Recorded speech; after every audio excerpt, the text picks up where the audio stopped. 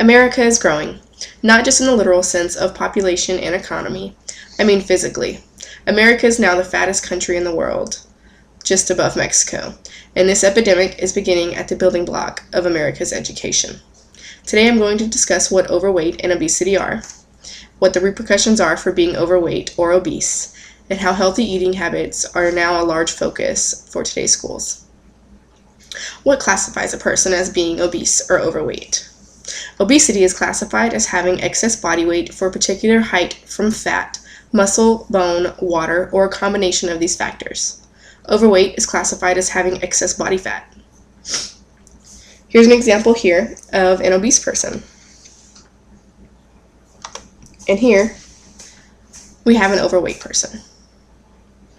So after explaining what classifies a person who is obese and a person who is overweight, and showing some examples of each, let's discuss what some of the adverse health effects from childhood obesity are. CDC states that immediate side effects of obese youth are more likely to have risk factors for cardiovascular disease, such as high cholesterol or high blood pressure. In a population-based sample of 5 to 17-year-olds, 70% of these youth had at least one risk factor for cardiovascular disease. Obese adolescents are more likely to have prediabetes, a condition in which blood glucose levels indicate a high risk for development of diabetes. Children and adolescents who are obese are at greater risk for bone and joint problems, sleep apnea, and social and psychological problems such as stigmatization or poor self-esteem. Long-term side effects include children and adolescents who are obese are likely to be obese as adults, and are therefore more at risk for adult health problems such as heart disease, type 2 diabetes, stroke, several types of cancer, and osteoarthritis. One study showed that children who became obese as early as age 2 were more likely to be obese as adults. Overweight and obesity are associated with increased risks for many types of cancer, including cancer of the breast, colon, endometrium, esophagus, kidney, pancreas, gallbladder, thyroid, ovary, cervix, and prostate, as well as multiple melanoma and Hodgkin's lymphomas.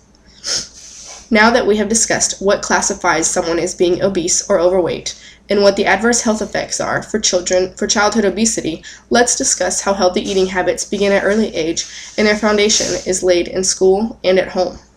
Schools play a particularly critical role by establishing a safe and supportive environment with policies and practices that support healthy behaviors. Schools should also provide opportunities for students to learn about and practice healthy eating and physical activity behaviors.